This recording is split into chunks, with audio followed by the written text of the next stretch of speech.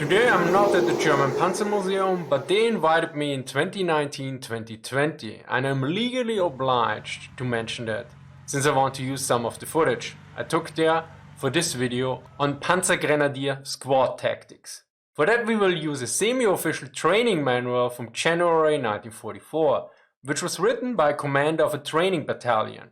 The book was specifically written for trainers of recruits and is a supplement to existing official regulation.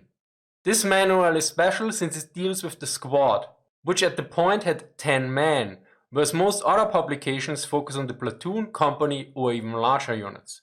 First off, let us look at the organization. The Armored Panzergrenadier Squad, according to the November 1943 organization, consists of 10 men.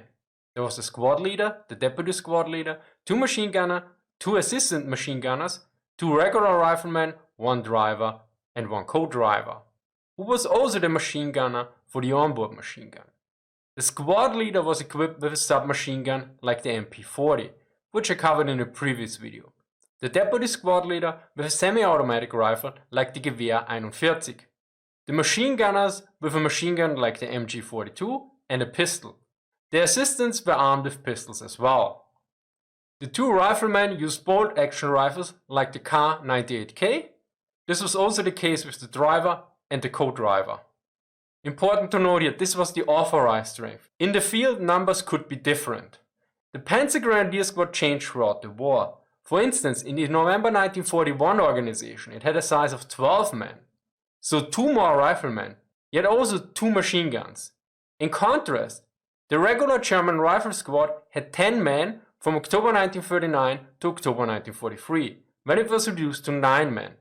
Additionally, in both cases, it was only equipped with 1 machine gun. As such, Panzergrenadiere had much more firepower. Finally, it is important to mention that most Panzergrenadiere actually were not equipped with half-tracks, but trucks, as outlined in my video on the Panzergrenadier division. German industry could not keep up with producing enough armored half-tracks. As such, there was a clear distinction made in the manuals and organization. There were the Panzergrenadiere gepanzert, armored, and Panzergrenadiere ungepanzert, unarmored.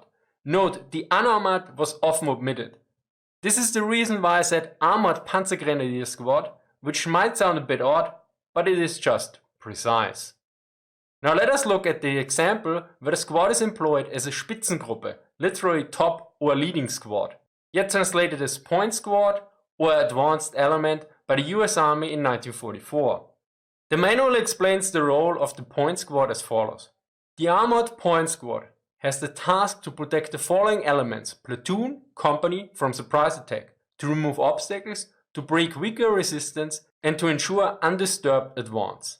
When encountering the enemy, it provides the platoon or company with a foundation for their employment with security and reconnaissance. In the first example, the terrain is a light mixed forest. The road goes from west to northeast. The corner is close to 2 small hills that are located on the right side of the road. Our half-track is approaching from the west. During the march of the half-track on the road, we encounter an enemy armored car that slowly moves towards the half-track. The squad leader orders the driver to move the half-track behind the hill and the squad to dismount. 1 machine gunner is instructed to load pointed steel core armor-piercing ammo. Note that this ammunition did wear out the barrel rather fast, but allowed the penetration of thin armor plates. The machine gunner is instructed to go into position under cover to a nearby bush that allows the engagement of the approaching enemy. The squad leader instructs the rifleman to fire a flare to warn the platoon about tanks. 2 other riflemen are instructed to get geballte Ladungen, satchel charges, granite bundles. These 2 riflemen, with the second machine gunner, follow the squad leader and position themselves next to the road in cover. Meanwhile, 2 riflemen cover the right flank and the driver camouflages the half-track. Once the armored car reaches the ambush position, the squad leader gives the fire signal to the first machine gun, which opens fire. Once the armored car stops, the MG stops the fire and the riflemen with the granite bundles assault the armored car. The manual notes that the instructor should pay close attention to the proper use of the granite bundles, namely that they are used against weak points like cooling inlets, engine hood or protruding turrets.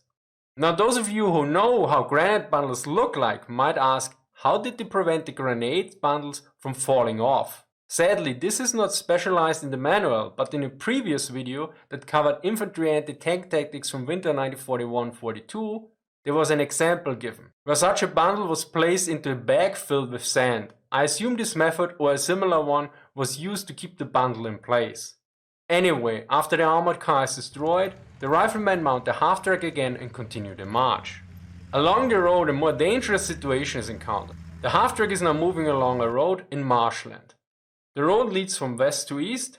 Suddenly, at around 400 meter distance, the fire of an enemy anti-tank gun is spotted, and the shot passes by.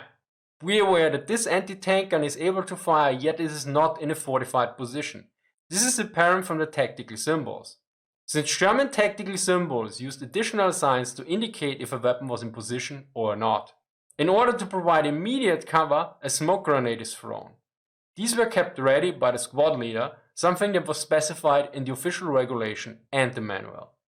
The manual notes that it is important to take into account the direction of the wind. Additionally, the half-track immediately moves over to the other side of the road.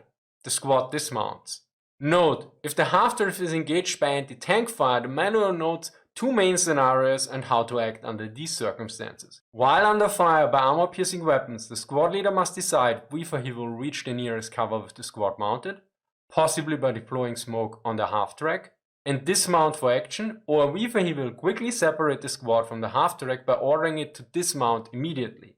The latter will usually be the case if the half-track is directly under enemy anti-tank gun fire and driving back to the next cover takes longer than dismounting.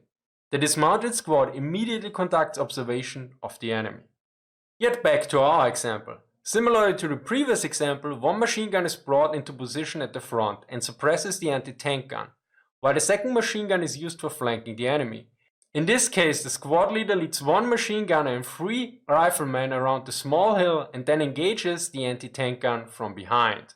Note that depending on the situation, the machine gun on the half-track can also be used against the anti-tank gun, yet this requires the proper communication is established. Once the anti-tank gun is disabled, the squad mounts up again. This brings us to a rather similar situation, although this time the terrain is uneven and bumpy, as is the road, which leads east-northeast. The surrounding terrain is a high forest, thus there is more cover and concealment than previously. After passing a slight corner, our half-track is engaged by an anti-tank gun at around 500 meters. According to the tactical symbols, it is in proper position. A little bit of trivia here. The original figure actually uses a symbol for an anti-tank gun that is outdated by the 1943 tactical symbol standards, unlike the previous figure. Anyway, in this situation, since the terrain and road is uneven enough, the half-track backs into cover, while the co-driver engages the enemy anti-tank gun with the onboard machine gun, while the half-track is still moving.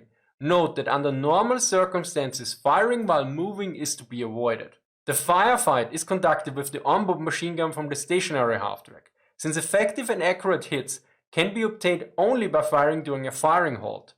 However, short bursts of fire while driving at detected enemy targets at moderate speed and at close ranges force the enemy into cover and hinder him in the operation of his weapons.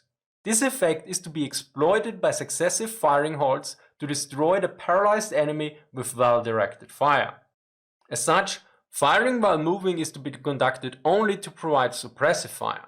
Note that in the original figure, smoke is used, like in the previous example, yet the text does not mention it. Considering the different terrain situation and the general guidelines, I assume that the smoke in the figure is likely an error or shown to indicate an alternative solution.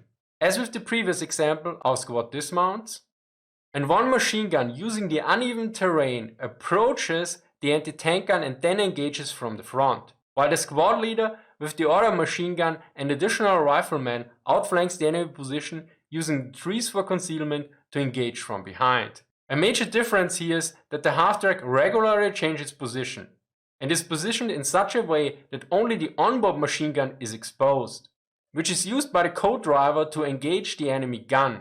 The instructor particularly should pay close attention to the correct driving here.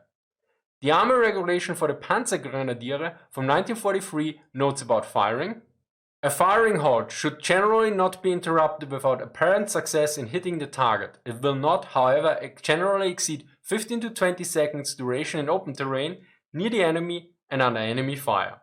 Finally, we have an example where the half-track is engaged by a machine gun position along the road. The road leads from west to east. Both sides are marshland.